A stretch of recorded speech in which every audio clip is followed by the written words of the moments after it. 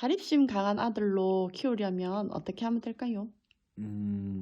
제 생각에는 네, 애들 교육에 대해서 공부를 하다 보면 네, 대접이란 말이 좀 나오거든요. 책 음, 관련 거 보면. 네, 그러니까 쉽게 말해 그게 뭐냐면 어머니들 이제 과잉 보호라고 해야 되나? 음, 그런 사랑이 지나친 경우가 있잖아요. 음, 근데 그 기준을 보면 한 70% 정도가 이제 우리 애가 할 수 있는데 음, 그거를 엄마가 더 다 해주려고 하는 거죠. 음, 쉽게 말해서 그거를 이제 대접이라고 표현하거든요. 네, 그러면 나중에는 맨날 대접받으면서 살던 애가 어때요?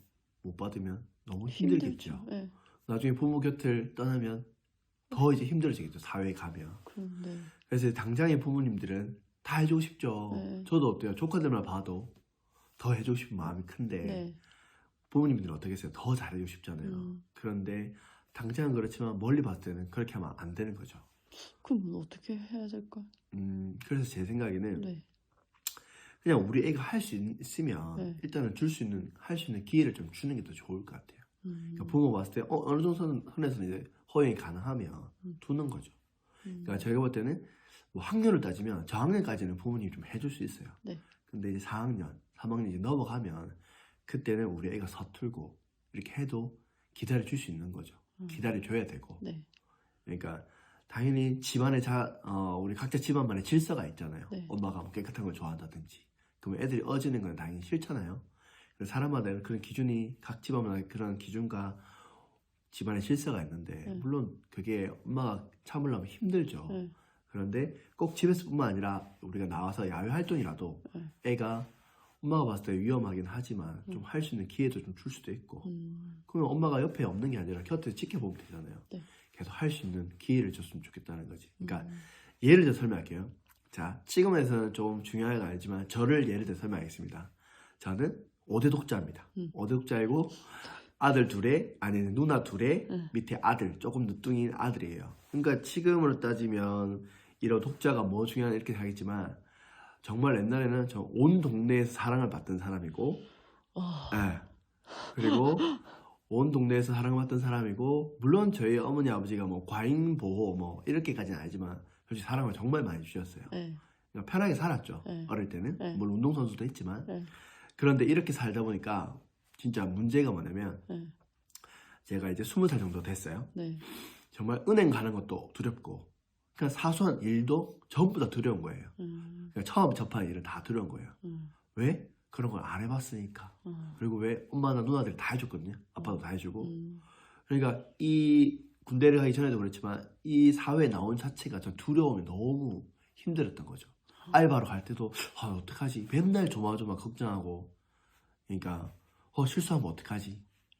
그러니까 그렇게 계속 맨날 마음을 먹었던 것 같아요. 그래서 제가 너무나 그런 뭔가 새로운 접하는 게 불안하니까 그때 마음 먹었던 게 무슨 일을 하든 알바를 하든 어떤 일을 하든 포기하지 말고 환자를 채우자 그런 목표가 있었거든요. 네. 왜냐면 너무 빨리 제가 포기를 하더라고요. 아, 힘드니까 그만해야지 계속 이렇게 하니까 사람들도 싫어하고 신뢰도 잃고 당연히 같이 일했던 사장님들이나 이런 사람들도 안 좋게 보는 거죠.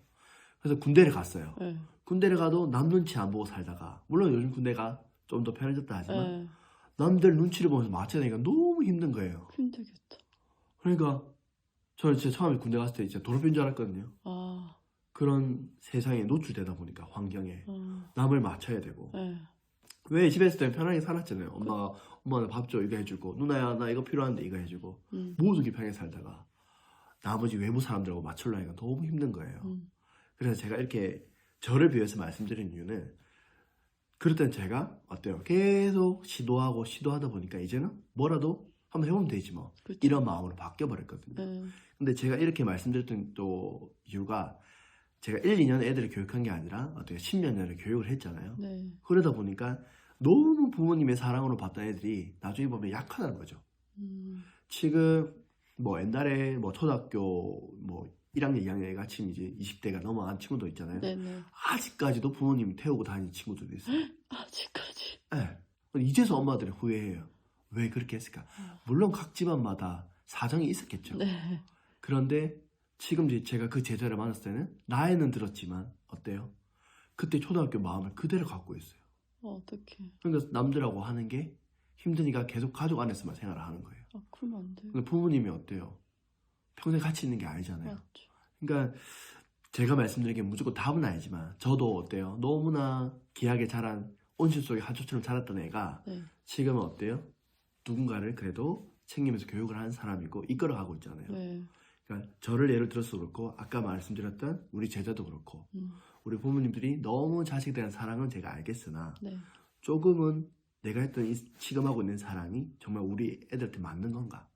아니면 한 번 더 깊숙이 생각했을 때 남과의 비교돼서 정말 애들이 위한 게 아니라 부모의 욕심 때문에 이렇게 하는 게 아닌가?